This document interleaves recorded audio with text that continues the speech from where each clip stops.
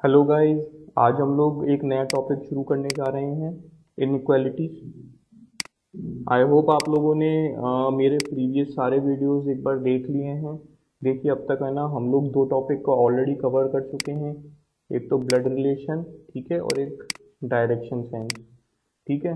तो इसमें जैसे मैंने यहाँ पे 87 क्वेश्चंस अटेम्प्ट करे थे। तो अब जैसे मैं इनइक्वालिटीज है तो मैं उसमें भी सेम क्वेश्चन ट्राई करूँगा कि मैं ज़्यादा से ज़्यादा क्वेश्चन अटेम्प्ट कर सकूँ, है ना। और ये भी मैं कहूँगा कि अगर डिफ़िकल्टी लेवल में देखा जाए तो ये इजी साइड आता है, ठीक है ना। ये हमेशा इजी साइड आता है, तो इसमें आप हमेशा फुल स्कोर अचीव कर सकते हैं।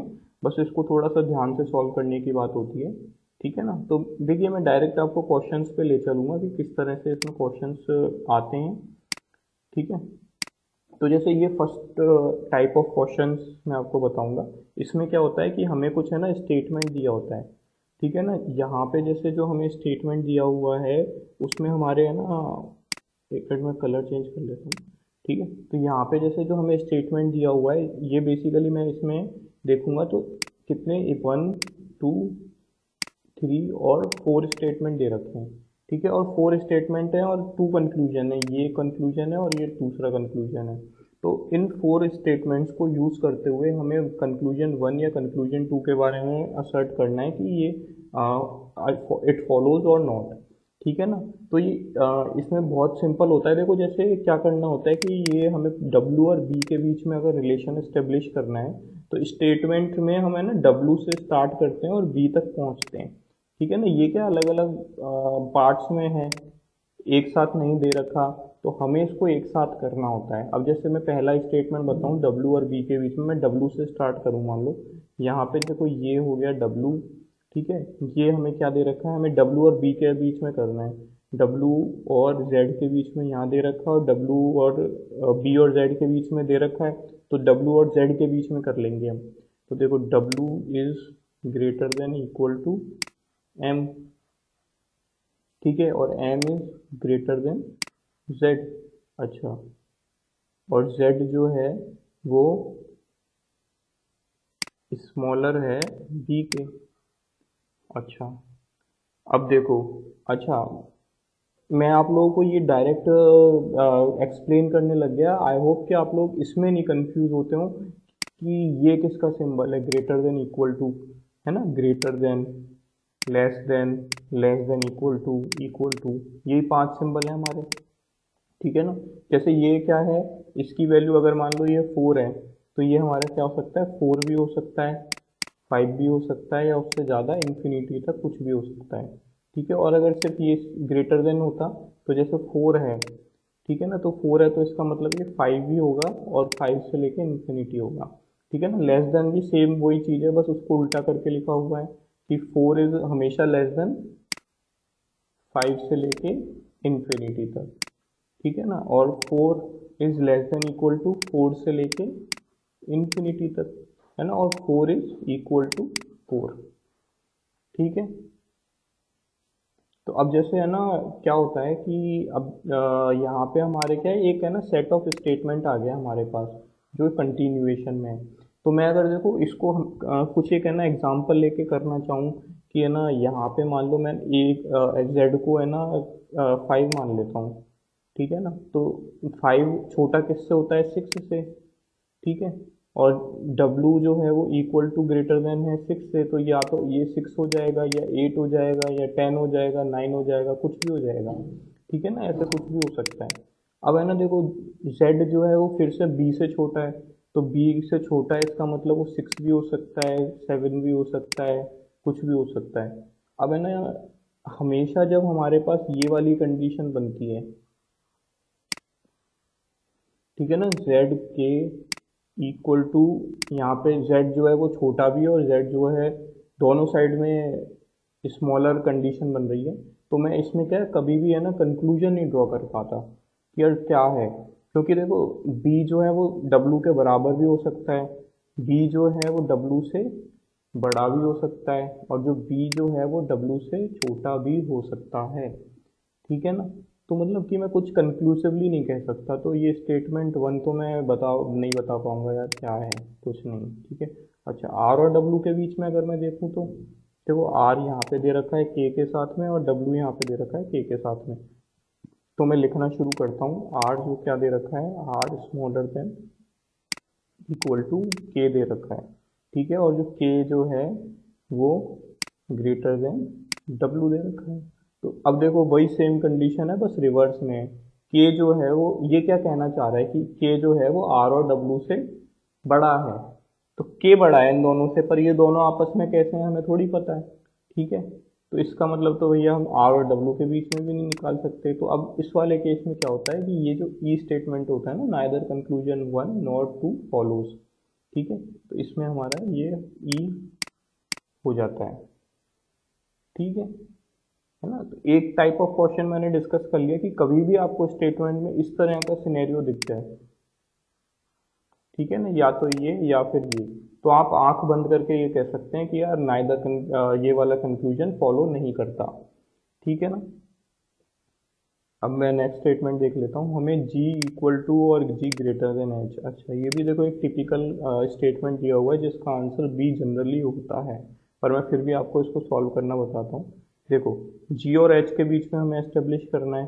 ठीक है। तो मैं g से शुरू करूंगा। यहाँ पे g i के साथ में दे रखा है, i का यहाँ पे g के g और h के बीच में, तो i और h के बीच में यहाँ पे हमें दे रखा है। ठीक है। तो फिर तो हम डायरेक्टली लिख देते हैं g जो है greater than equal to i है। ठीक है। और जो i है वो greater than equal to h है। ठीक है ना। तो अब देखो, ये क्या एक तरह से सिमिलर सी कंडीशन बन रही है। भाई जो g है वो हमेशा बड़ा है या बराबर है i के, पर जो i था वो हमेशा बड़ा या बराबर था h के। इसका मतलब g जो है वो भी बड़ा या बराबर हो जाएगा h के। अगर देखो मैं एग्जांपल लूँ, मान लो मेरा h 4 है, तो i जो है वो 4 से लेके इन्फिनिटी तक कुछ भी हो सकता है। ठीक है। अच्छा, i जब 4 है तो h भी g भी 4 से लेके इन्फिनिटी तक कुछ भी हो सकता है। इसका मतलब g और h के बीच में मैं ये बोल सकता हूँ कि g जो है वो यही फॉलो करेगा सेम कंडीशन, है ना। अच्छा, पहली बात तो ये कि आपने ये एस्टेब्लिश कर लिया। अब है ना, जो सबसे बड़ी गलती इस तरह के क्वेश्चन में ये होती है कि इसमें क्या है, बच्चा फर्स्ट लिख देता है both conclusion one and two follows. पर इस टाइप के क्वेश्चन में पर्टिकुलरली ये होता है कि या तो जी देखो या तो बराबर, ये जो कंडीशन है ये एक बार में एक ही मानी जाती है। ठीक है ना, कि या तो ये होगा या ये होगा, इस तरह से। तो देखो इसमें ये हमें एक बी करके ऑप्शन दे रखा है, आइदर वन और टू फॉलोज। ठीक है ना। तो इसका हमेशा आंसर जो है ना वो होता है बी। ठीक है। तो इसमें ये वाली गलती आपसे कभी नहीं होनी चाहिए। इसमें ए जो है वो जनरली टिक कराते हैं, जो कि गलत है। ठीक है। अब देखो मैं अब आगे का देख लेता हूँ। एक बार मैं ना देखो पुराने वाला क्लियर कर देता हूँ ताकि आपको और आगे वाला समझ में आ सके। ठीक है ना। इसका हमारा ई था, इसका हमारा बी था। अब आई, अब देखो हमें देखना है पी और आई के बीच में। तो अब मैं आप लोगों से यही उम्मीद करूंगा कि जैसे मैं इतना जो मैं लिख रहा हूँ ना, वैसे ही आप लोग भी लिखें। कि मैंने जैसे पी और आई तक मैं ना एक पूरा स्टेटमेंट लिखूंगा। ठीक है ना। देखो कैसे लिखते हैं, पी इक्वल टू ए दे रखा है ना। और जो ए है वो लेस देन है एच के, है ना। और एच जो है वो लेस देन इक्वल टू है आई के। ठीक है। तो अब मेरे पास पी और आई के बीच में सीधा आ गया। अब देखो जहाँ जहाँ इक्वल टू है वो तो मैं पूरा हटा दूंगा, है ना। ये इक्वल टू, ये मैंने ये हटा दिया, है ना। अब मेरे पास आ गया पी लेस देन एच और लेस देन इक्वल टू आई। तो इसका क्या मतलब होता है, इसका हमेशा यही मतलब होता है कि P जो है वो हमेशा I से छोटा ही होगा। इक्वल टू साइन हम ड्रॉप कर देंगे। वो क्यों कर देंगे, मान लीजिए अगर P4 है तो H जो है वो हमेशा P4 से बड़ा ही होगा। तो मतलब H जो है वो 5 से ही शुरू होगा, 5 से लेके इन्फिनिटी तक कुछ भी हो सकता है। तो जो I है वो H की इक्वल है एक केस में, या फिर बड़ा है। तो जब इक्वल होगा तब तो वो 5 हो जाएगा, और जब बड़ा होगा तो वो इन्फिनिटी या कुछ भी हो सकता है। तो जो आई है वो हमेशा पी से बड़ा ही रहेगा, इक्वल टू कभी नहीं हो सकता। तो यहाँ पे हम इक्वल टू वाली कंडीशन को ड्रॉप करेंगे, तो पी हमेशा स्मॉलर देन आई है, तो कंक्लूजन वन फॉलोज। ठीक है ना। अब जी और बी के बीच में हमें देखना है। देखो जी और बी के बीच में, जी से यहाँ पे आई का दे रखा है, आई का यहाँ पे एच से दे रखा है, और एच का यहाँ पे बी से दे रखा है। तो हम लिखना शुरू करते हैं फिर से। जी जो है ग्रेटर देन इक्वल टू है आई के, ठीक है ना, और आई जो है वो ग्रेटर देन इक्वल टू है एच के, और एच जो है वो ग्रेटर देन इक्वल टू है पी के। तो इसका तो जैसे हमने पहले करा था कि भैया इजी है वो, कि जी जो है वो greater than equal to B हो जाएगा। तो हमें इसमें इसमें ये होता है कि या तो ग्रेटर देन है या फिर बराबर है, ठीक है ना, कोई सी आइदर दिस और दिस वाली कंडीशन है।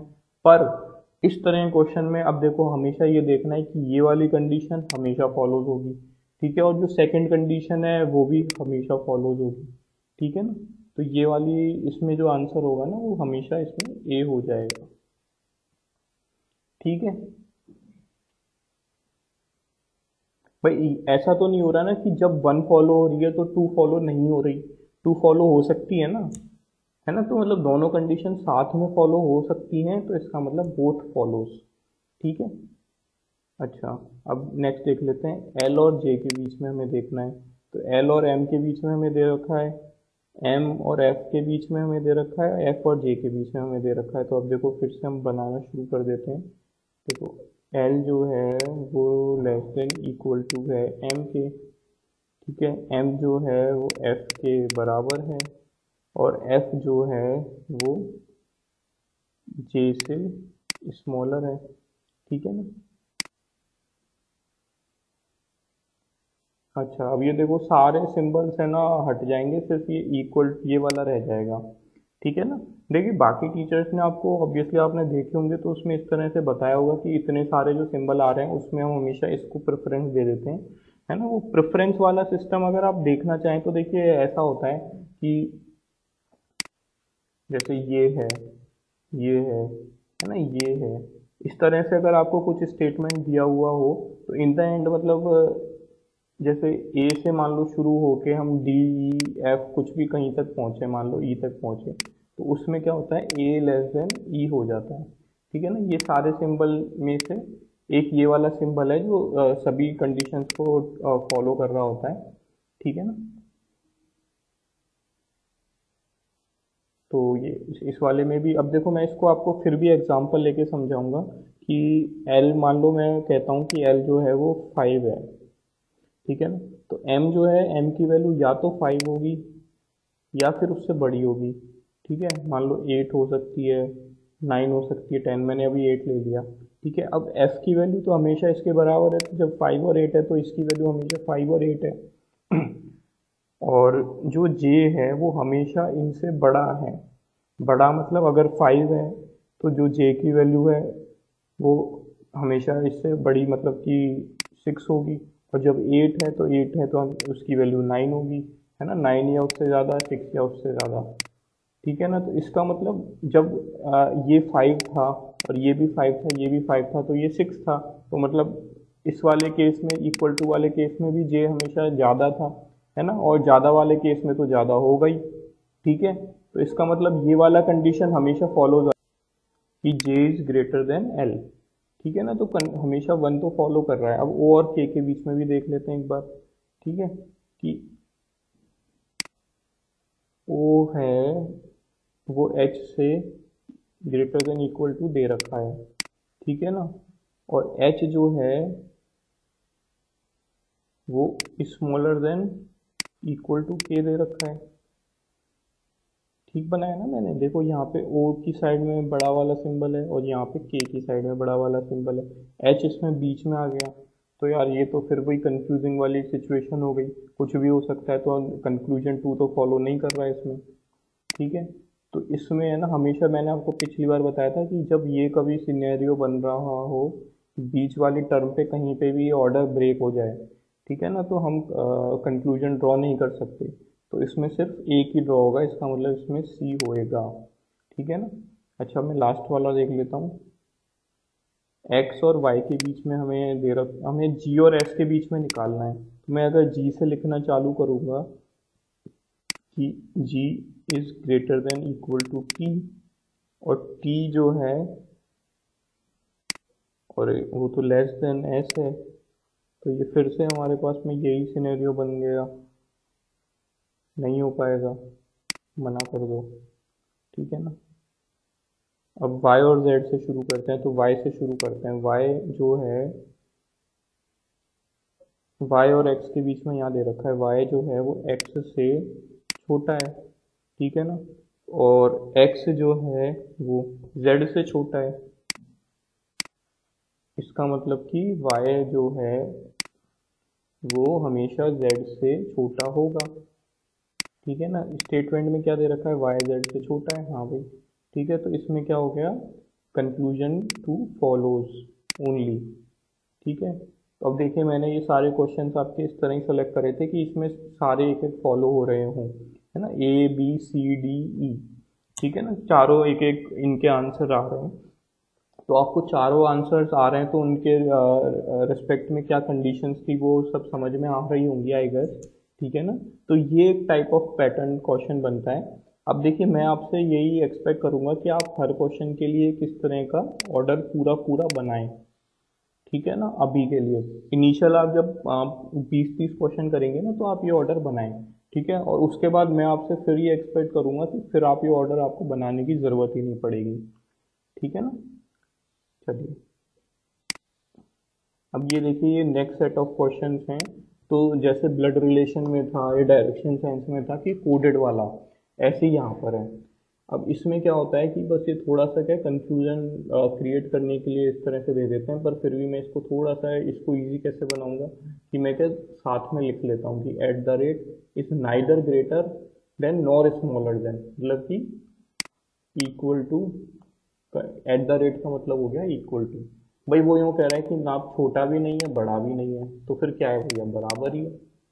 अच्छा, है ना। अच्छा, अब देखो ये सेकंड क्या है, परसेंटेज, है ना। परसेंटेज का क्या मतलब है, A is not greater than B.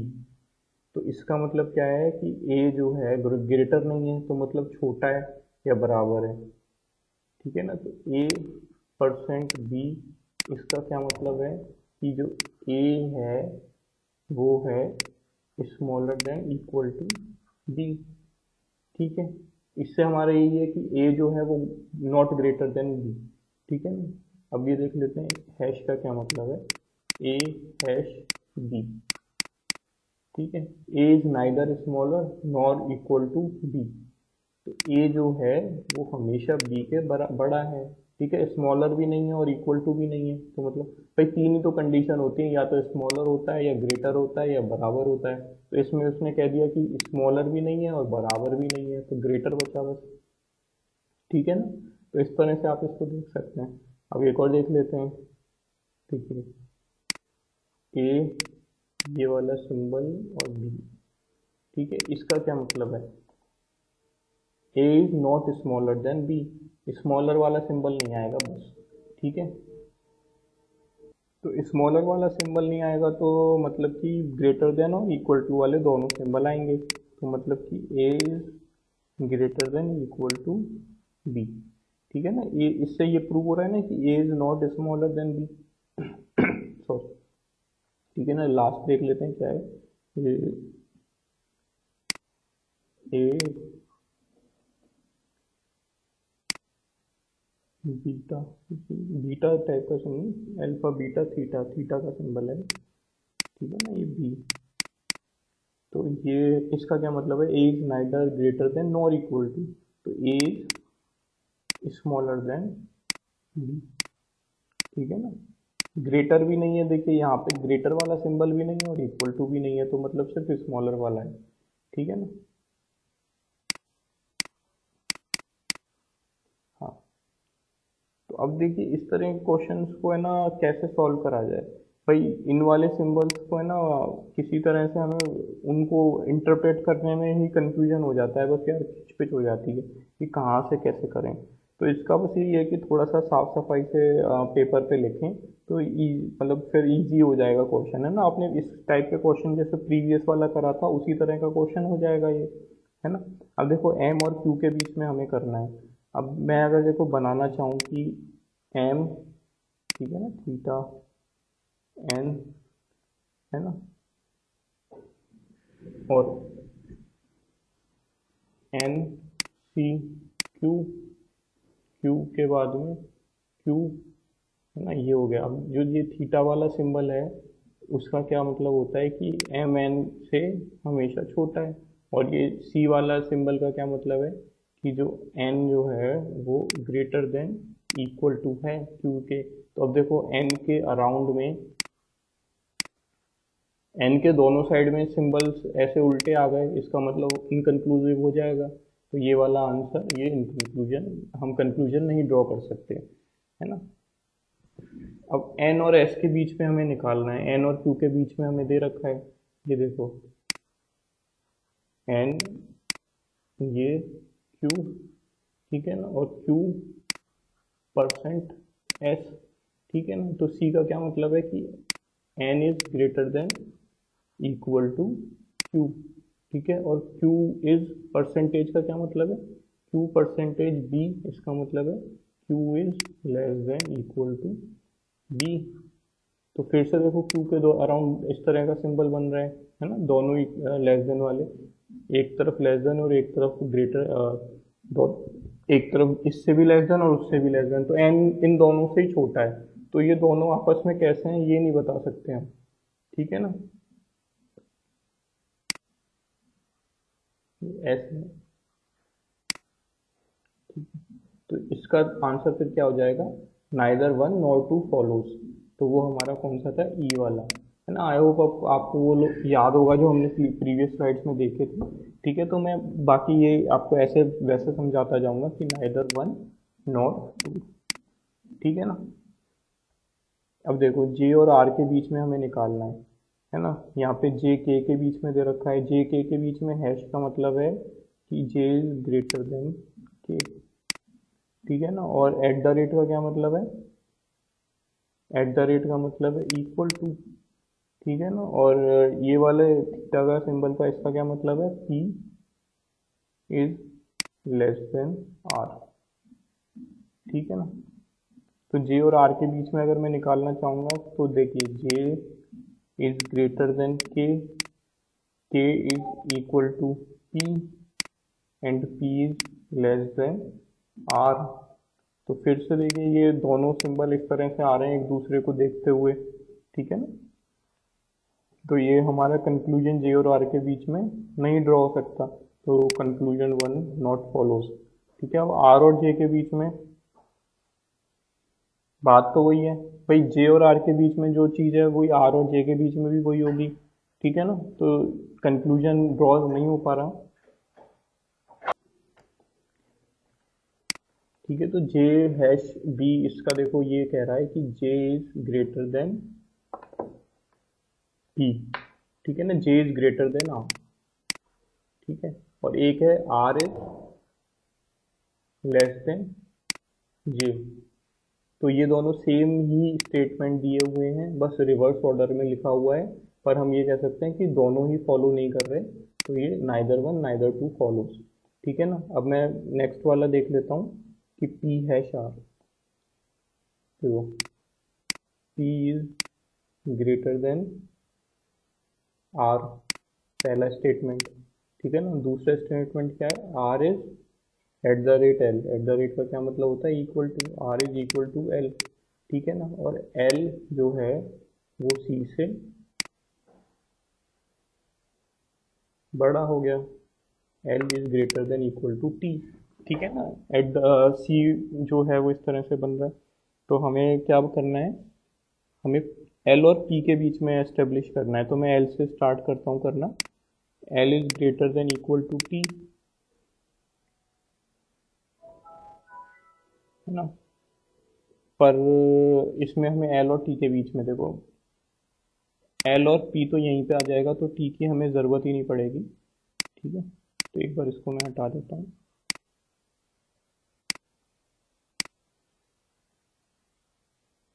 तो ये हो गया L इक्वल टू R और R is less then P। ठीक है ना, तो इसका मतलब L is less then P, क्योंकि इक्वल टू है तो इसका इक्वल टू तो हट जाएगा, L is less then P रह जाएगा। और L is less then P का मतलब, और ये वाले स्टेटमेंट में क्या दे रखा है कि L is delta, delta is alpha beta gamma, L is P smaller than P। तो यही हमारा फॉलो कर रहा है, स्टेटमेंट आ रहा है हमारा।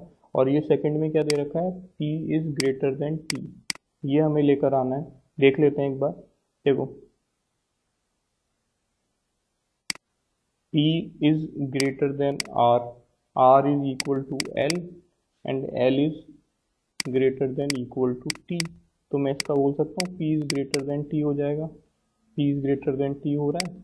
ठीक है ना, तो यहाँ पे देखिए ये मैंने इक्वल टू है, ये एक बार बीच में स्किप कर दिया। ठीक है ना, ये हटा दिया, हटाने के बाद में ये बचा। अब ये दो सिंबल बचे, एक तो ये और एक ये। ठीक है ना, तो इन दोनों में मेरे को ये पता है कि यार इक्वल टू हट जाएगा, क्योंकि इक्वल टू हमेशा फॉलो नहीं करेगा, हमेशा ये वाली जो ग्रेटर देन वाला है वही फॉलो करेगा। ठीक है ना, तो इसमें बोथ कंक्लूजन फॉलोज आ रहा है। ठीक है ना, तो बोथ वाला कौन सा था, ए। ठीक है, इसमें हमारा प्रीवियस में नाइदर वन नाइदर टू आ रहा था। ठीक है, अब ये वाला देख लेते हैं एक बार, मैं इसको थोड़ा क्लियर कर देता हूँ ताकि कंफ्यूजन ना हो। ठीक है ना, 9th वाला क्वेश्चन अभी हम अटेम्प्ट करने वाले हैं। तो पहले स्टेटमेंट को लिख लेते हैं, क्या है,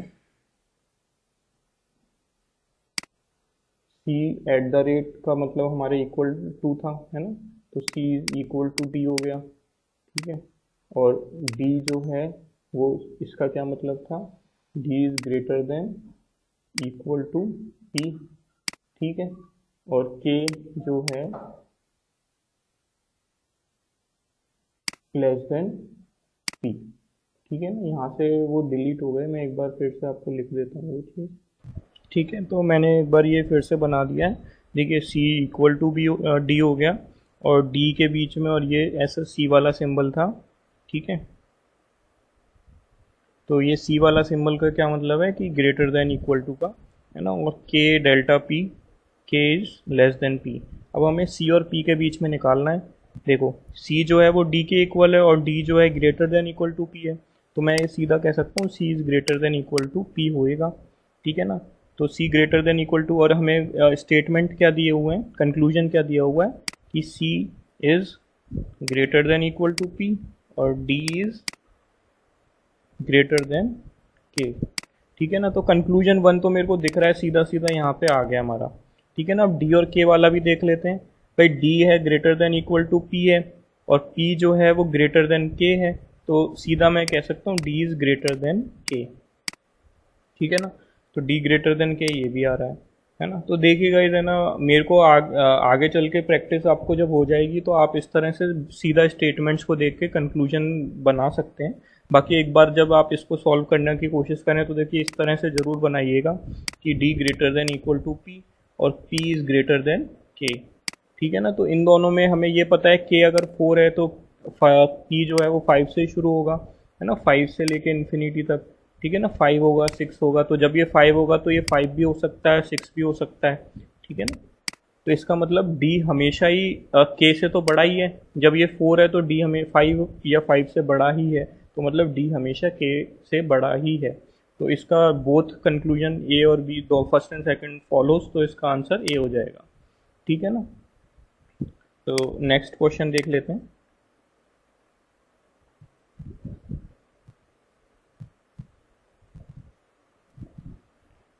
देखो इसमें क्या लिखा हुआ है, C लेस देन D। ठीक है ना, उसके बाद में D इक्वल टू M। ठीक है, और उसके बाद में M ग्रेटर देन L। ठीक है, ये हमें स्टेटमेंट्स दिए हुए हैं, और कंक्लूजन हमें क्या दिया हुआ है कि जो C is equal to M, एक तो ये कंक्लूजन निकालना है, और L जो है ग्रेटर देन C। ठीक है, अब देखो C और M के बीच में हमारा इक्वल टू वाला तो देखो नहीं बैठ रहा। अगर C इक्वल टू D होता और D इक्वल टू M होता तो हम कह सकते थे C इक्वल टू M है, पर ये हमेशा नहीं आए, ये तो है ही नहीं कभी भी, क्योंकि सी जो है वो हमेशा डी से छोटा है, ठीक है ना, और डी एम के बराबर है, तो मतलब सी हमेशा एम से छोटा होगा, सी हमेशा एम से छोटा होगा, ये वाला आएगा। तो ये वाला कंक्लूजन वन तो फॉलो कर ही नहीं रहा। अब एल इज ग्रेटर देन सी वाला कंक्लूजन अगर हम देखना चाहें तो मैं इसके लिए बना देता हूँ कि देखो एल जो है वो एम से छोटा है, ठीक है ना, और एम और डी के बराबर है, ठीक है ना, M is equal to D, ठीक है, और डी जो है वो सी से बड़ा है। अच्छा तो देखो यहाँ पे m को मैं एक बार के लिए अगर मान लो भूल जाऊँ, क्योंकि m d के बराबर है, तो d के दोनों तरफ में इस तरह के सिंबल हैं, दोनों तरफ ही ग्रेटर देन के सिंबल हैं, तो d l से भी बड़ा है, d c से भी बड़ा है, तो मतलब l और c के बीच में तो हम कुछ बता नहीं सकते, तो ये भी गलत हो गया। तो इसमें क्या हो जाएगा, neither one nor two follows, तो इसका वो ई वाला हो जाता, ठीक है ना।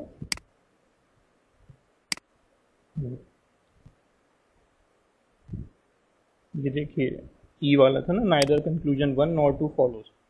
तो हम नेक्स्ट सेट ऑफ क्वेश्चंस देख लेते हैं। अभी तक जो आपने क्वेश्चंस देखे थे ना, वो दो पैटर्न ऑफ क्वेश्चंस मैंने आपको करा दिए, ठीक है। ये थर्ड पैटर्न ऑफ क्वेश्चंस में क्या है, fill in the blank type के क्वेश्चन आते हैं, प्लस एक आता है असर्टिव वाला, ये जैसे इसमें वो असर्टिव वाला बाद में देखेंगे, पहले फिल इन द ब्लैंक्स देख लेते हैं कि कौन सा सिंबल रखने पे ये चीज हमेशा ट्रू होएगी, ठीक है ना। हम यहाँ पे ये जो हमें दे रखा है ना, ये क्वेश्चन मार्क है, इसकी बजाय इनमें से कौन सा सिंबल रखें कि है ना, ये वाला हमें हमारे जो स्टेटमेंट दे रखे हैं, in order to make the expression p is greater than a as well as t is less than a l definitely true, दोनों को हमें डेफिनेटली ट्रू करवाना है, ठीक है।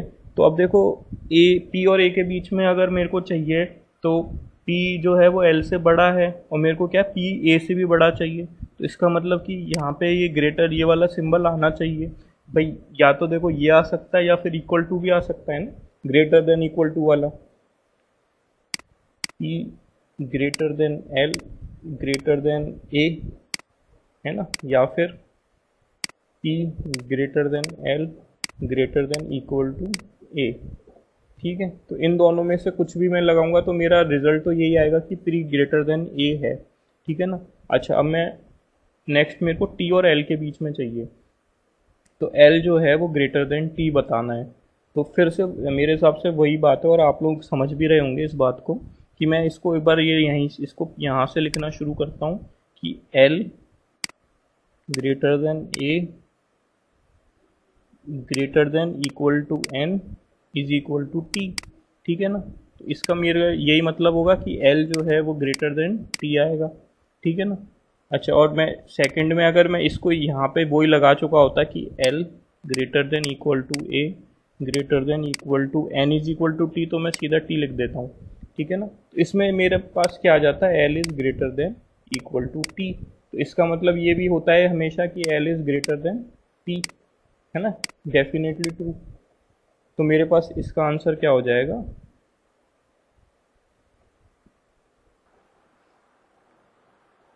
पर है ना देखिए इसमें है ना हमारे पास ये जो कंडीशन है ना t greater than equal to T वाली, l greater than equal to T वाली आई है, तो इसमें हमारी दो चीज़ें होती हैं, या तो l है वो ग्रेटर देन t है, या l है वो इक्वल टू t है, ठीक है ना। तो एक इक्वल टू वाली भी कंडीशन बन रही है, अगर मैं इसको ये वाली कंडीशन को डेफिनेटली ट्रू करना चाहूँ, और मेरे को अब देखो एक्चुअली क्या है ना कि ये दो स्टेट वो दिए हुए हैं, ठीक है ना।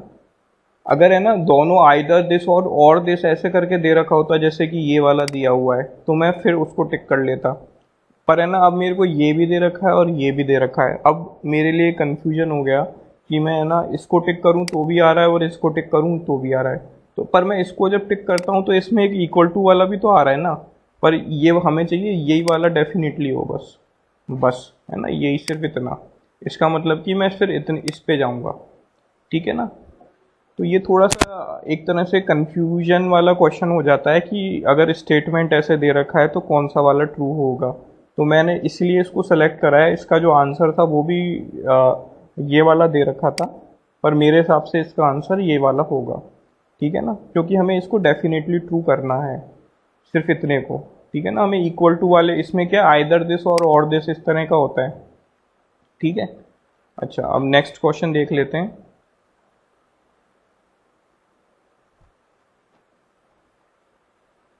Which of the following symbols should be placed in the blank spaces respectively in order to complete the given expression in a manner that makes the expression b is greater than L and d is less than equal to L?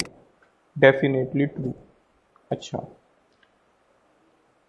देखो b और n के बीच में और d और l के बीच में, तो देखो यहाँ d और l के बीच में हमेशा है ना इक्वल टू का सिंबल तो एक साथ में होना ही चाहिए, ठीक है ना। तो देखो इस वाले में है ना यहाँ पे इक्वल टू का सिंबल नहीं है, तो ये वाला तो ऐसे ही एलिमिनेट हो जाएगा, ठीक है। यहाँ पे इक्वल टू है, यहाँ पे इसमें इक्वल टू नहीं है, ठीक है ना, तो ये वाला यहाँ पे ये एलिमिनेट हो गया।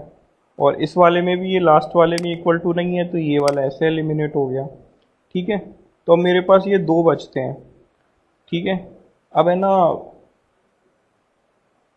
मेरे को अगर b और ये देखो ये जो है इसमें l greater than equal to का सिंबल आ रहा है, ठीक है ना, इस साइड में, क्योंकि हमें l जो है वो ग्रेटर देन इक्वल टू चाहिए, तो मतलब इस तरह से सिंबल आएगा, तो ये यहाँ पे आ रहा है। अब है ना सेकंड कंडीशन देख लेते हैं एक बार, b ग्रेटर देन n की कंडीशन है ना। b ग्रेटर देन n, इसमें देखो b इक्वल टू l हो जाएगा, l इक्वल टू हो जाएगा और o equal to greater than n हो जाएगा, तो मतलब b greater than equal to n हो रहा है, इसमें b जो है वो greater than equal to n होएगा, ठीक है। और इसमें b is greater than l, l जो कि है वो o के बराबर है और n के बराबर है, तो मतलब कि b ग्रेटर देन n ये हो रहा है, ठीक है। तो आप गाइस देख सकते हैं कि जो मेरी सेकंड कंडीशन है ना उसके बेसिस पे मैंने ये निकाल लिया कि भाई ए या ई में से दोनों ही ट्रू हैं, ठीक है।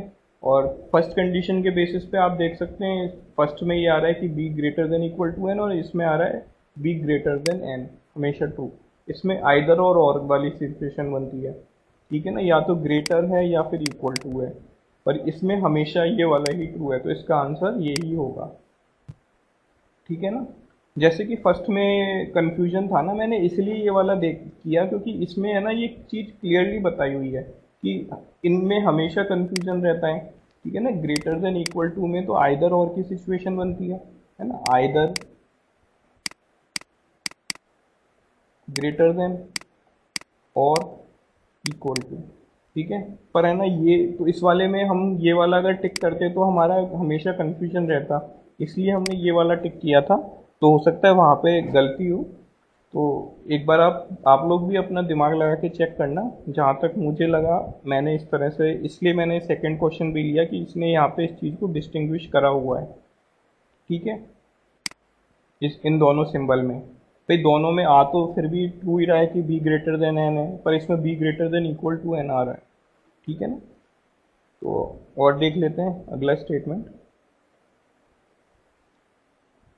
अच्छा, कुछ लोग है ना इनको ये वाले क्वेश्चन को समझने में थोड़ी दिक्कत हो रही है, तो मैं एक बार फिर से इसको समझा देता हूँ। देखो मैं इसको कैसे करना चाह रहा हूँ, मैंने ये कंडीशन देख ली कि d is less than equal to l है, ठीक है। तो अब की इसका क्या मतलब है, इसमें देखो l पहले दे रखा है और d बाद में दे रखा है, तो मैं इसको एक बार उल्टा लिख लेता हूँ, l is greater than equal to d। तो अब l और d के बीच में जितने भी सिंबल आएंगे ना, l फिर n दे रखा है, फिर o दे रखा है, फिर l दे रखा है, तो यहाँ पे जो भी सिंबल आएंगे ना उनमें एक इक्वल टू तो होना ही चाहिए, क्योंकि अगर एक भी इक्वल टू नहीं होगा ना तो ये वाला इक्वल टू कभी नहीं आएगा, ठीक है ना, या तो इक्वल टू हो या ग्रेटर हो। तो इन इन इन सारे तीनों जगह पे सिर्फ और सिर्फ है ना या तो ये हो या फिर ये हो, ठीक है ना, इन दोनों में से ही पॉसिबिलिटीज़ है ना। अगर तीसरी पॉसिबिलिटी क्या होती है कि अगर वो सिर्फ इतना होता, अगर ये सिर्फ ग्रेटर देन का सिंबल होता ना, तो बीच में से जो इक्वल टू वाली है ना वो चीज़ नहीं आ पाती, पर हमें इक्वल टू चाहिए, ठीक है ना। तो अब देखो, अब बी में देख लो, बी में जो ये लास्ट वाला जगह है एन और डी के बीच में, वहाँ पे इक्वल टू नहीं है, तो इसका मतलब मैंने बी हटा दिया, ऐसे ही सी हटा दिया। सी में देखो ये जो सेकंड वाला एल और ओ के बीच में नहीं है, तो ये एल हटा दिया, और एफ में देखो ये लास्ट में यहाँ पे इक्वल टू नहीं है तो ये भी हटा दिया। ठीक है ना। अब देखो बाकी दोनों में यही चीज कंडीशन हो रही है कि इक्वल टू है या ग्रेटर देन इक्वल टू है और greater than equal to greater than equal. अब इन दोनों में मैं कैसे डिस्टिंग्विश करूंगा, तो मैं सेकंड जो कंडीशन हमें दे रखी है बी ग्रेटर देन एन वाली, ठीक है, तो बी ग्रेटर देन एन के लिए अगर है ना, देखो मैं इन दोनों को अगर बनाऊं, मैं आपके लिए बना देता हूँ एक बार। B is equal to L is equal to O greater than equal to N, ठीक है ना, greater than equal to D. ठीक है ना, ये तो हमारा ए वाला हो गया। और ई वाला क्या है, B greater than L is equal to O is equal to N और greater than equal to D.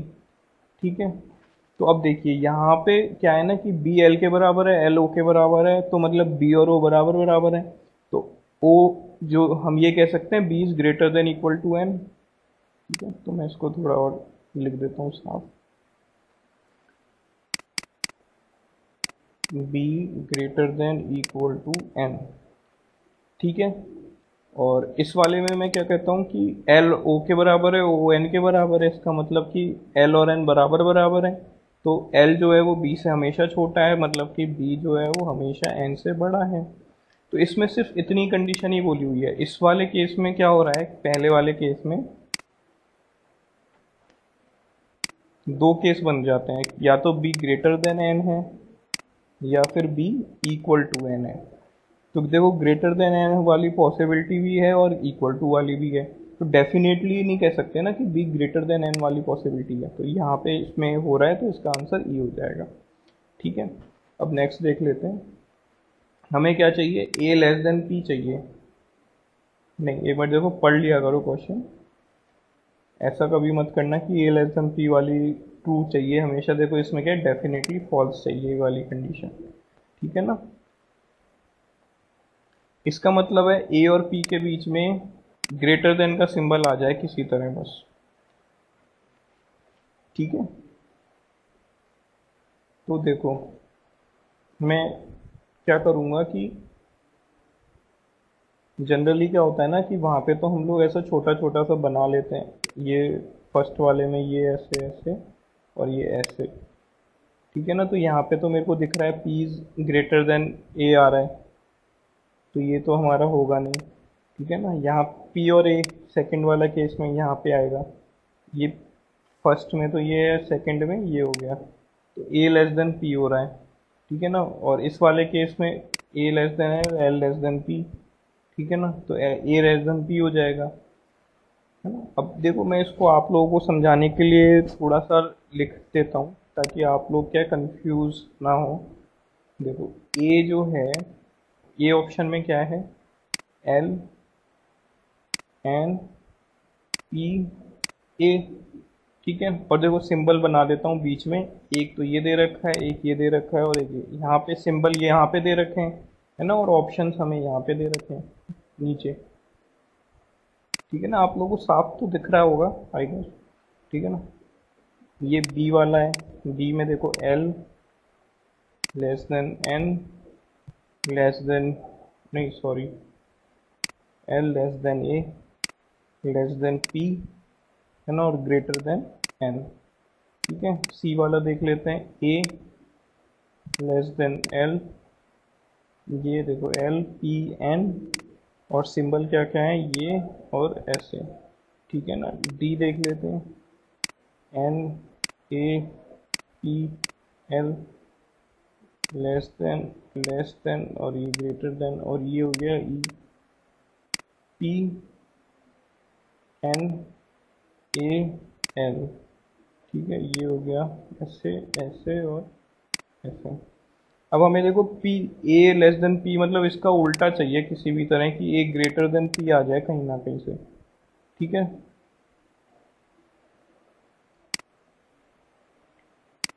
तो यहाँ पे तो नहीं आ रहा, यहाँ पे ए लेस देन पी है, यहाँ पे भी ए लेस देन पी है, और यहाँ पे हमें दिख रहा है ए लेस देन पी, और यहाँ पे हमें दिख रहा है ए लेस देन पी, पर यहाँ पे हमें दिख गया ए ग्रेटर देन पी आ रहा है, तो इसका आंसर ई हो जाएगा।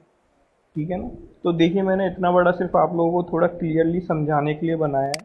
वरना ये 10 सेकंड्स का भी क्वेश्चन नहीं है। बस आपको ए और पी के बीच में इस वाले स्टेटमेंट का एक रिवर्स सिंबल चाहिए, ठीक है ना। नेक्स्ट देख लेते हैं। Which of the following symbol should be placed in the blank spaces respectively in order to complete the given expression in a such a manner that make the expression definitely false। ठीक है, तो अब हमें ये वाले दोनों definitely false चाहिए। तो इसका क्या मतलब हो गया, इसका मतलब ये हो गया कि हम किसी तरह f जो है ग्रेटर देन की बजाय लेस देन m लिया है, और जो d है वो ग्रेटर देन u लिया है। ठीक है, देखो d और u के बीच में तो यहाँ दो सिंबल है, ठीक है ना, और f और n के बीच में यहाँ तीन सिंबल हैं। तो पहले इन जो दो सिंबल है ना उनको कंपेयर कर लेते हैं। लास्ट वाले जो दो सिंबल हैं उसमें हमें किसी में ग्रेटर देन का सिंबल है क्या? देखो इसमें ग्रेटर देन का सिंबल है, यहाँ भी ग्रेटर देन है, यहाँ पे लेस देन का सिंबल है। तो ये मैं एक बार देख लेता हूँ। और यहाँ पे देखो ये भी ग्रेटर देन इक्वल टू का सिंबल है।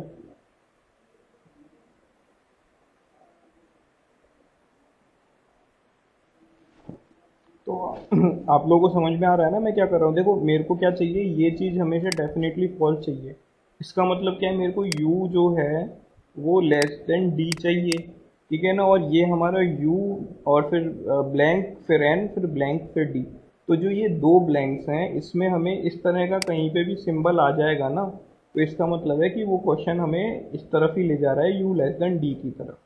पर है ना, देखो यहाँ पे जो है वो u ग्रेटर देन का सिंबल है, u बड़ा हो गया। यहाँ पे भी देखो ग्रेटर देन का सिंबल है, और यहाँ पे भी देखो ग्रेटर देन का सिंबल है। बस इन दो में ही हमारे लेस देन का सिंबल है, ठीक है ना। तो मैं इसके बेसिस पे ये तो एलिमिनेट ही कर सकता हूँ, ठीक है ना। अब सेकंड में हमें क्या चाहिए, f ग्रेटर देन n नहीं चाहिए, तो मतलब कि f जो है वो लेस देन n होना चाहिए।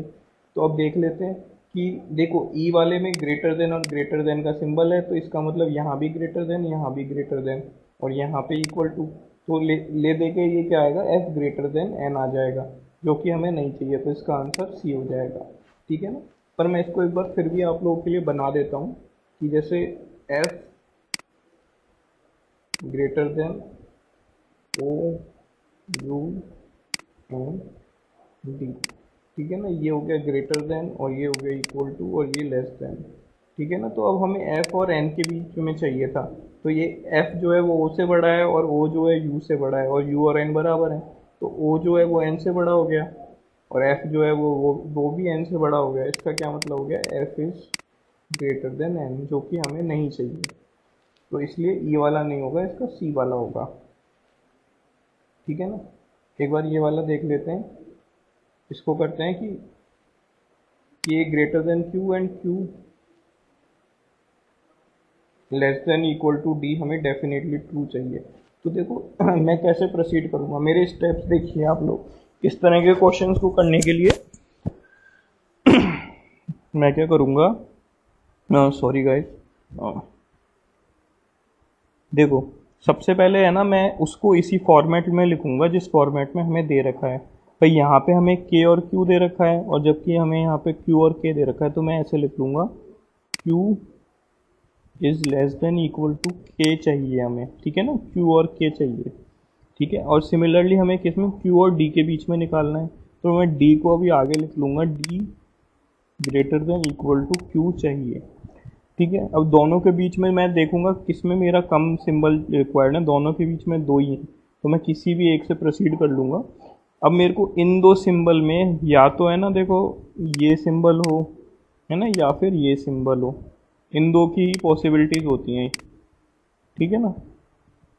तो इसके अलावा अगर कहीं पे भी मेरा ये वाला सिंबल आ गया ना इन दो में, तो मतलब मैं उसको रिजेक्ट कर दूंगा, ठीक है। तो देखो मैं देख लेता हूँ कि इसमें तो ये वाला सिंबल है ये, अरे ये देखो ये इसमें तो ये उल्टा आ गया, ये एक ऐसा है एक ऐसा है, तो इसका ये तो इनकन्क्लूसिव है, ठीक है। और फिर से ये देखो ये आ गया, ये भी इनकन्क्लूसिव है। अच्छा, और ये वाला ऐसे आ रहा है, तो हाँ ये वाला भी हो सकता है और ये भी हो सकता है, ठीक है। तो मैं अब इन दोनों को ही मेरे को चेक करना पड़ेगा, और एक इसके लिए भी मैं एक बार देख लेता हूँ मेरे को जो पहला वाला है ना वो इस तरह से चाहिए, जो ये वाला सिंबल हमेशा इस तरह से आए, ठीक है ना। तो कहीं पे भी अगर इसका उल्टा आ रहा होगा ना तो मैं उसको कैंसिल कर दूंगा। पर इन दोनों में ही ग्रेटर देन इक्वल टू है, तो मेरे को दोनों ही चेक करने पड़ेंगे। तो मैं एक बार बना लेता हूँ दोनों को ही। देखिए आप लोग अगर प्रैक्टिस कर लेंगे तो आपको बनाने की ज़रूरत नहीं पड़ेगी, पर फिर भी मैं एक बार आप लोगों के लिए बना दे रहा हूँ। डी ए क्यू सी के, ठीक है ना। ये वाला सिंबल क्या है, greater than equal to, less than, और ये इक्वल टू, ठीक है। और इस वाले में क्या है, डी ए क्यू सी के, ठीक है ना। ये हो गया ग्रेटर देन इक्वल टू, ये हो गया इक्वल टू, ये हो गया लेस देन इक्वल टू, और ये लेस देन हो गया, ठीक है। तो अब देखो मेरे को इसमें डी और क्यू के बीच में अगर सिंबल बनाना है तो मैं इसमें इक्वल टू भी चाहिए था ना मेरे को, है ना। अगर देखो मेरे को इक्वल टू चाहिए होता है कहीं भी, ये वाला सिंबल इसमें ये इक्वल टू, तो मेरे को हर जगह क्या या तो यही चलेगा या फिर यही चलेगा, ठीक है ना। अगर मेरे को ऐसे चाहिए तो या तो ऐसा होना ग्रेटर देन होना चाहिए या फिर ग्रेटर देन इक्वल टू होना चाहिए, है ना। सॉरी मतलब या तो इक्वल टू होना चाहिए या ग्रेटर देन इक्वल टू होना चाहिए, यही हो सकता है। अब देखो यहाँ पे सिर्फ ग्रेटर देन है, ठीक है ना, और यहाँ पे क्या है, ग्रेटर देन इक्वल टू और इक्वल टू। तो मतलब इक्वल टू हमारा जो है वो एक कंडीशन जो है वो रिटेन हो रही है, तो ये वाला आंसर हमारा हो जाएगा, ठीक है ना। ये वाला मैंने क्यों रिजेक्ट करा, क्योंकि इसमें डी और क्यू के बीच में एक जगह इक्वल टू नहीं है, यहाँ पे इक्वल टू नहीं आ रहा, तो इसका मतलब ये गलत हो गया, ठीक है ना। नेक्स्ट देख लेते हैं। अब देखिए ये थोड़े सिंपलर साइड ऑफ क्वेश्चंस हैं। आपने अभी तक मेरे हिसाब से 3 टाइप ऑफ क्वेश्चंस देख लिए, ये चौथे टाइप हैं, ये इजी हैं।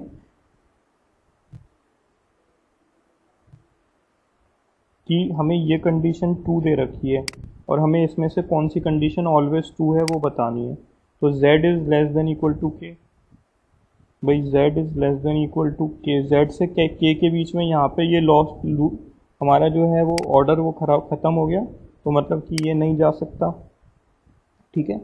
इस तरह से जहाँ भी आ रहा है ना उसके जो अपोजिट साइड में जो दो कोई भी सिंबल है ना उनके बीच में हम सिंबल्स एस्टेब्लिश नहीं कर सकते, greater than and equal to inequalities नहीं एस्टेब्लिश कर सकते, ठीक है ना। तो इनको हम देखते ही रिजेक्ट कर सकते हैं। तो के और टी का एन एस जेड के साथ में हम कुछ भी नहीं कर सकते, ठीक है ना। अब जैसे एस और के बीच में हम नहीं कर सकते, एन और के बीच में हम नहीं कर सकते, जेड और एस के बीच में हम कर सकते हैं, और टी और एन के बीच में हम नहीं कर सकते। तो इसका आंसर जेड और एस ही होगा वैसे तो, फिर भी आप चेक कर लीजिए कि Z is less than equal to और Z N is smaller than, तो एस जो है वो हमेशा इस ग्रेटर देन जेड आ जाएगा, यही दे रखा है, ठीक है ना। अब हमें ये चाहिए कि ये हमेशा ट्रू करे, तो अब देखिए जे और इज इक्वल टू का भी एक सिंबल है ना बीच में, तो हमेशा हमें है ना ये देखना है कि जे और ए के बीच में या तो ये सिंबल हो या फिर ये सिंबल हो, इक्वल टू हो या लेस देन इक्वल टू वाला सिंबल हो जे और ए के बीच में, ठीक है ना। जे वाली साइड स्मॉलर होना चाहिए, तो देखो यहाँ पे तो जे वाली साइड बड़ा हो गया तो ये होगा नहीं, ठीक है। यहाँ पे ए वाली साइड स्मॉलर हो गया, ये भी नहीं होगा क्योंकि ए वाली साइड हमें ग्रेटर चाहिए, ठीक है ना। अच्छा अब देख लेते हैं, यहाँ पे ए वाली साइड ग्रेटर भी चल रहा है और बीच में इक्वल टू और ये भी है, तो ये वाला आंसर हो सकता है, ठीक है ना। मैं आगे वाले फिर भी एक बार रिजेक्ट कर देता हूँ। देखिए यहाँ पे जे वाली साइड बड़ा वाला सिंबल आ गया, है ना, मतलब मैं ये कहना चाह रहा हूँ जे वाली साइड में ये आ गया। तो अगर मान लीजिए इस स्टेटमेंट से हम कुछ एस्टेब्लिश भी कर पाएँ तो हम ज़्यादा से ज़्यादा यही कर पाएंगे कि J is greater than equal to, पर इसका हमें उल्टा करना है, ठीक है ना। अब देखो यहाँ पे ए वाली साइड में स्मॉलर वाला आ गया, ठीक है। इस क्वेश्चन में तो हम है ना रिजेक्शन के बेसिस पे इसका आंसर कर सकते हैं विद इन फ्यू सेकेंड्स, ठीक है ना। अब देखो S is greater than equal to D, तो मतलब एस हमें बड़ा चाहिए हमेशा डी से, ये फॉल्स, सॉरी ये हमारा क्या है, फॉल्स होना चाहिए। तो हमेशा ये चेक कर लीजिए कि फॉल्स और ट्रू की क्या बात हो रही है। इसका मतलब एस जो है वो स्मॉलर हो सकता है डी के या फिर बराबर भी, ठीक है ना। तो मैं स्मॉलर वाली कंडीशन मैं रिजेक्ट करने के तरीके से करूँगा कि ये जो ग्रेटर वाला सिंबल अगर बीच में आ रहा है ना, तो मैं उनको सबको रिजेक्ट कर दूंगा जिसमें एस बड़े होने की बात हो। ठीक है, तो या फिर डी छोटा हो, या तो देखो डी छोटा होने की बात हो रही है इसमें, तो मैं इसको यूं ही रिजेक्ट कर दूंगा। ठीक है, इसमें डी बड़े होने की बात हो रही है। ठीक है, इसमें डी छोटे होने की बात हो रही है, D less than equal to A और ये सब, तो इसका मतलब मैं इसको भी रिजेक्ट कर दूंगा। इसमें इसमें भी देखो डी के सामने लेस देन का सिंबल है ना, और एस के सामने ग्रेटर देन का सिंबल है, तो ये भी रिजेक्ट हो जाएगा। ये देखिए यहाँ भी एस के सामने ग्रेटर देन का सिंबल हो गया और डी के सामने लेस देन का सिंबल हो गया, ये रिजेक्ट हो गया। ठीक है ना, तो ये है ना, मैं एक तरह से आपको बोल सकता हूँ कि ये अपनी ट्रिक हो गई। ठीक है ना, इसको हमेशा आप इसको इस तरह से फॉलो करिए कि है ना, इस इन वाले क्वेश्चंस को हमेशा एक है ना रिजेक्शन मेथड से सॉल्व करिए। ठीक है ना, इस डेफिनेटली फॉल्स तो आप यही वाला सिंबल ढूंढिए, एस के साथ में ये बड़ा वाला और डी के साथ में ऐसा, तो कहीं पे भी अगर ये आ रहा होगा तो इसका मतलब वो गलत हो जाएगा। ठीक है ना, अब देखिए ये डेफिनेटली फॉल्स है, तो एस के साथ, सॉरी देखिए एस के साथ में ये बड़ा वाला और ई के साथ में ये छोटा वाला। ठीक है ना, जहाँ भी ये आ रहा होगा मैं उनको रिजेक्ट कर दूंगा। ठीक है ना, अब देखो एस के साथ में यहाँ पे ये बड़ा वाला आ रहा है, ये रिजेक्ट हो गया। एस के साथ में यहाँ पे ये बड़ा वाला भी आ रहा है और यहाँ छोटा वाला भी आ रहा है। ठीक है ना, पर मेरे को ई के साथ में देखना है, ई के साथ में यहाँ बड़ा वाला आ रहा है, तो ये हो सकता है। देखो एस के साथ में यहाँ बड़ा वाला आ रहा है हमेशा, तो मैं ये रिजेक्ट कर दूंगा। एस के साथ में ये बड़ा वाला, एस के साथ में ये बड़ा वाला। ठीक है, एस जो है वो इन सबसे बड़ा ही है। ठीक है, तो एस, ये वाले आंसर्स इस तरह से ये रिजेक्ट हो गए। ठीक है ना, फिर भी एक बार बैक ऑफ द माइंड अगर कन्फ्यूजन रहे ना, तो देख लिया करो जिस स्टेटमेंट में कन्फ्यूजन है। भाई जैसे इसमें है ना, एस जो है वो टी के बड़ा है और टी जो है ओ के बराबर है, और मेरे को ई तक जाना है ना, और ये एस जो है वो पी से, फिर तो इसका मतलब तो ये हो गया S is greater than P. ठीक है, और जो पी है वो जे के बराबर है, तो पी को मैं जे से रिप्लेस कर दूंगा। ठीक है, तो ये हो गया एस इज ग्रेटर देन जे। ठीक है, और जो जे है वो ई से बड़ा है। ठीक है, तो इसका मतलब एस इज ग्रेटर देन ई आ गया, जो कि हमें नहीं चाहिए। ठीक है ना, तो इसका मतलब हमारा हाइपोथेसिस सही है हमेशा, कि हमें है ना इस तरह से इसको रिजेक्ट कर सकता हूँ। ठीक है ना, बट फिर से आप देखिए कि है ना इस वाले में क्या था, इसमें एस के दोनों तरफ सिंबल है ना, तो मैंने ध्यान से करा। इसमें है ना ई के साथ में तो बड़ा वाला ही सिंबल था, पर ई से बड़ा भी कुछ हो सकता था, तो इसमें मैंने ध्यान से करा और इसको मैंने एक बार के लिए रख के बाकी के स्टेटमेंट्स को रिजेक्ट कर दिया। ठीक है, पर अब मैं इसको है ना देखो सॉल्व करता हूँ फिर भी आप लोगों के लिए एक बार। भाई हमें क्या दे रखा है, पी लेस देन ए, ठीक है ना, less than equal to S और less than equal to T. ठीक है, और हमें चाहिए ई और टी के बीच में और चाहिए। ठीक है ना, ये हो गया E greater than equal to O greater than T, तो इससे तो मैं ये बोल सकता हूँ कि ई जो है वो ग्रेटर देन टी होगा। ठीक है, और इससे मैं ये बोल सकता हूँ कि जो एस है वो greater than equal to T है। ठीक है ना, ग्रेटर, तो मैं इसमें इसको बना देता हूँ, यहाँ पे लिख देता हूँ। ठीक है, तो एस इज लेस देन ई, ये वाला हमारा आ गया, तो इसका मतलब हमारा ये सही हो गया। ठीक है ना, तो आज का लास्ट क्वेश्चन देख लेते हैं। ये हमें डेफिनेटली ट्रू चाहिए, ये और ये, तो अगर कहीं पे भी इसका उल्टा आ रहा होगा वो हम रिजेक्ट कर सकते हैं, है ना। उल्टा का मतलब है कि एल लेस देन पी आ रहा होगा और पी ग्रेटर देन जे आ रहा होगा, तो उसको हम रिजेक्ट कर सकते हैं। ठीक है, तो देख लेते हैं। नहीं, इसमें तो पी ग्रेटर देन नहीं आ रहा। ठीक है,